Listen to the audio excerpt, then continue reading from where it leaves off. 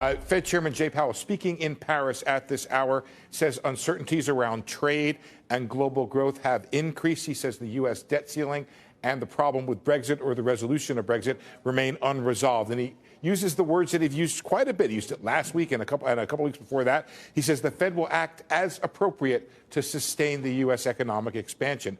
He points out that many Fed participants at the June meeting judge the case now stronger for easier monetary policy. Sees Q2 growth as having moderated, says inflation pressures remain muted.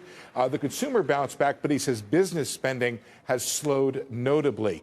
Labor markets, he says, are strong. He expects pretty solid GDP growth. It sounds like in that 2% area, and job openings are plentiful. But he says a low neutral rate, says that rate has come down. What is neutral for the economy means the Fed is in danger of hitting low more often. These are very similar to comments he's made just very recently. And if you're wondering, Joe, I am personally at work here at the CNBC Events at Work conference, where in about an hour and a half, we're going to bring you live a discussion I'm going to have with Chicago Fed President Charlie Evans, and there'll be some news in there to go along with the news that we've learned, which is that you actually own sport jackets.